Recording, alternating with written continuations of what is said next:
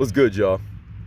So a lot of the times in my videos, I always say I'm trying not to get on some tinfoil hat stuff, because usually I'm not. But in this video, I got a different energy. I say I'm on my tinfoil hat stuff with this one because I had like a little epiphany. Now I can't even lie, I'm halfway embarrassed that I haven't had this thought before. And I'm not saying that it's anything unique, but it's just like my perspective, and hopefully I can articulate myself well enough in this video. But cameras, right? My thought was about cameras. Cameras used to be big, clunky, complicated things that you had to be a real photographer. Now, of course, I'm not taking that away from real videographers and photographers out here today, but you had to really know what you were doing. You put your head under the little curtain thing and you lit the stuff on fire for the flash, right? It used to be a whole process. Now it's just a click, click, click that anyone can do it, right?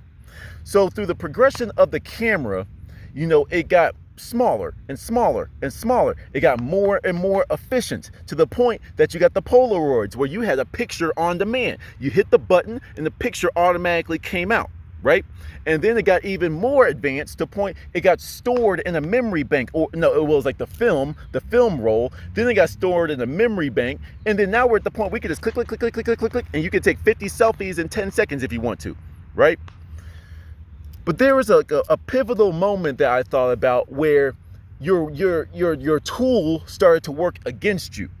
All right. And before I tell you on that, let me just ask you this.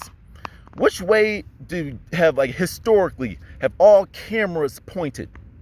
They point towards the image that they are choosing to capture, right? You've seen, and I'm not even trying to use fake words here to make myself sound more important. It says capture an image, right?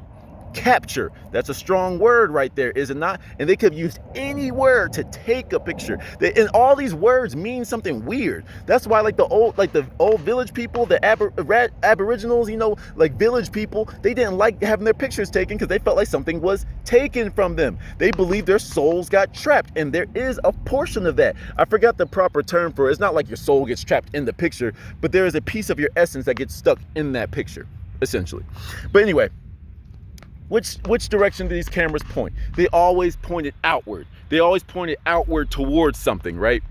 Something that needed to be captured, something that needed to be documented, something that needed to be, a picture was needed, right? But then through our technology, somewhere along the line, someone said, you know what? Let's get cameras to face us at all times, right? And I found that to be very weird. Not only do we have cameras that capture images and capture information that are supposed to be going out facing us now, but now we have them with microphones on it. And people will be like, oh, well, duh, it's like, we can talk to people. Let's just look at it like this, right? You think you're not being monitored. You think you're not being watched. Some of you, we all are, but they're paying a lot closer attention to people like me, to people like other people that know way more than me. You understand? And the people that are speaking out way too much to monitor us, how do they do that? Well, instead of having somebody like a private eye sitting out here with this camera snapping pictures at you, it's like you carry it with you everywhere you go. How many pieces of technology have a camera and a microphone on them? Right? Even like your phone, you're playing your game, they can watch how they can, like in my semen retention video, I talked about when you're watching pornography, men, or even women in this situation, because this is for everybody, how many times do you blink when you're watching it? That's how engaged you are. And they can watch you when you're playing your game. They can literally do that type of information. They can do that type of study on you because they have your attention. You are literally looking at the camera. They can hear how you're reacting to everything. And this is how they have used this information to make these phone apps, these gaming apps, these dating apps, these whatever apps so damn addictive. Why is it that if you do Amazon shopping right now, at least on Android, I don't know how it works on iPhones, but on Android, if you go on the Amazon shopping app and you add something to your cart, you're going to press it and your phone's going to vibrate. That's an unnecessary feature. Why do they do that? Because when you get a text message, for example, there's a small little bit of dopamine that's like, ooh, I got a text. Even if you're addicted to your phone, it still sends off a little bit of dopamine. So, ooh, I got a text.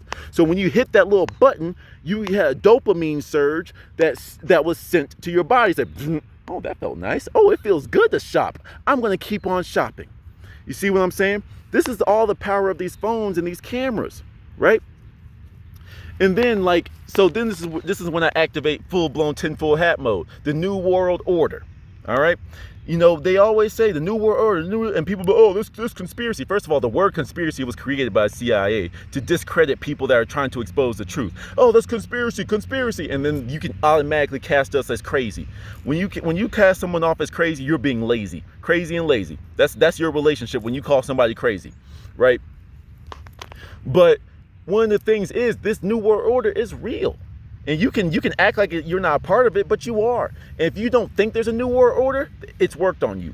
This is why people like me that wake up, we try to wake up everybody else. Because we're like, yo, this is what's going on. Like, imagine like this feeling of feeling watched and tracked and stuff. Nah, I've been on that. That's not the new part. But like, you know, it's like this feeling. Imagine if you went to the bathroom, right? Male or female. And you walked into the bathroom, and let's just say you have a cat. I'm making a whole hypothetical world here.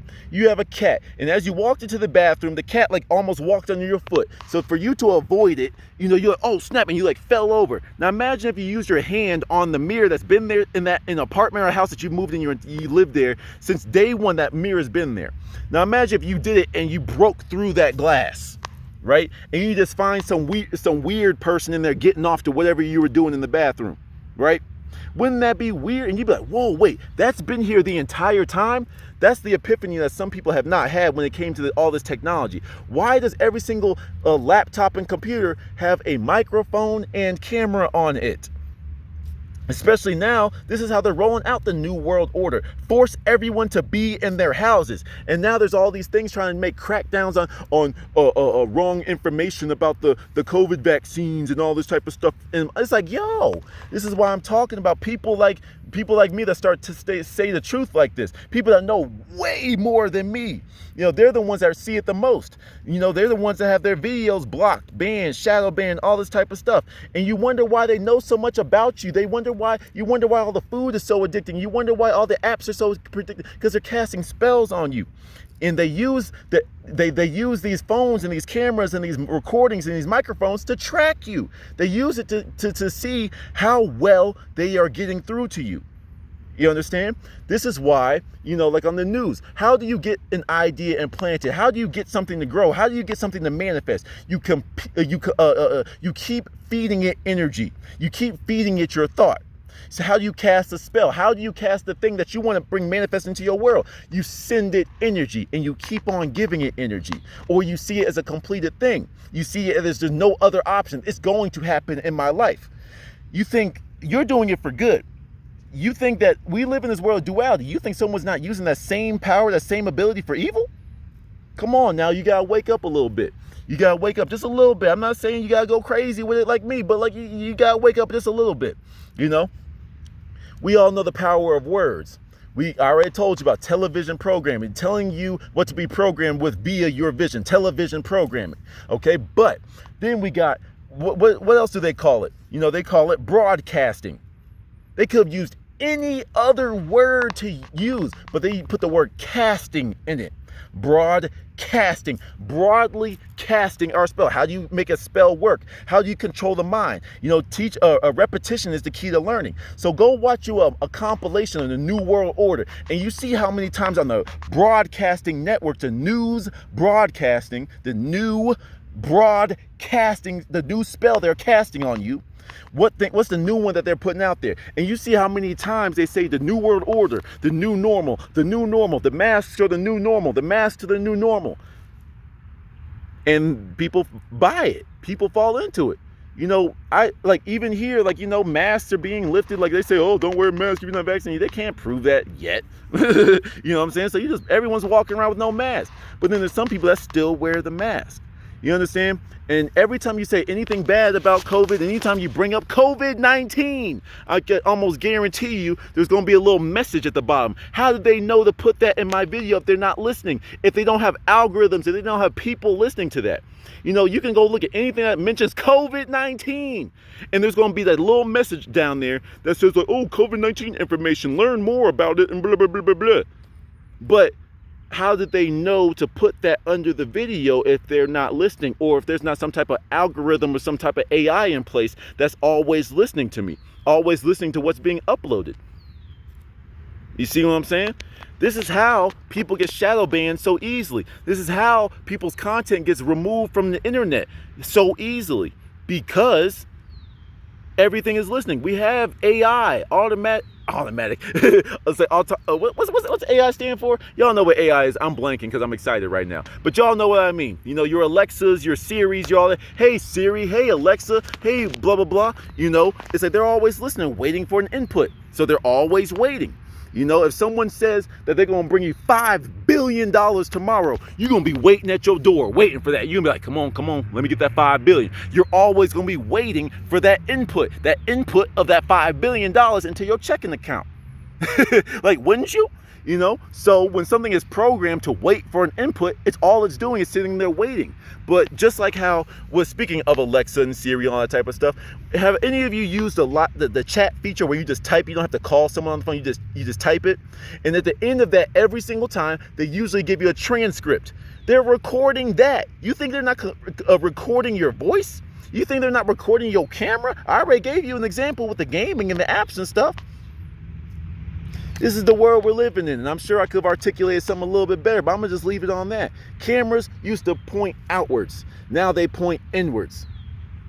Just let that sink in for a little bit. Why do you need a camera always facing you all the time? And then it's not even built with a cover on it. Now you have to go put your tape or your sticky note over the camera. You see what I'm saying? It's like they give you the illusion of freedom. They give you the illusion that you can do whatever you want, but start speaking a real message, start speaking a real truth.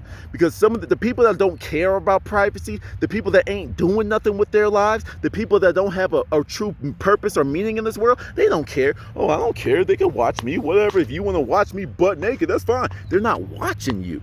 They're watching the important people. They're watching and by important people, I mean the people that are out here spreading the truth, spreading the real information out here, the information that they don't want you to know. Why is shadow banning a thing? Why is it that I can scroll on Twitter and something will be deleted right under my finger?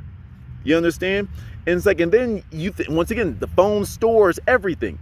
Y'all be doing the face scans. You put your thumb on the thing every single time. You think they're not paying attention to that?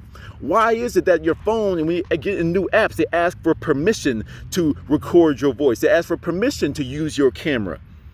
It's like, wait, I've been having this phone for a long time, and you've been asking me this now? Wait, why are you asking me? How long have you been doing this without me giving you permission? That's my tinfoil hat speech of the day.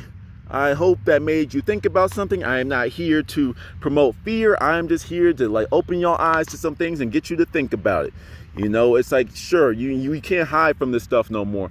But this is why it's very important to become divinely protected, to eliminate fear from your world. You understand? To completely eliminate fear. Fear is what they feed off of. Fear is your lowest vibration. When you're scared of the virus, when you're scared of this and that happening to you, you get rid of all of your power, because that means you no longer know your divinity. If you were a divine being, why would you be scared of a spider? If you were connected with the source like you say you are, why are you scared of the spider? Why are you scared of anything if you know you're one with everything? There's no fear in my heart for anything. You know, I am so accepting of all the consequences of my actions, of my energies, that it's just like, I'm with it. There's no fear in my heart. If it means death, even though I know I'm not going to die, I know nothing can get to me because no weapon formed against me shall prosper. But if it were to come to that, that's what it is. But I have a dead man switch built into my spirit. You've seen a supernova blow up. That's what's going to happen if you kill me. Have fun with that. Was it worth it? But anyway, you know, that's my tinfoil hat speech of the day. Hope y'all enjoyed. Hope I got you to think about some stuff. Till the next one.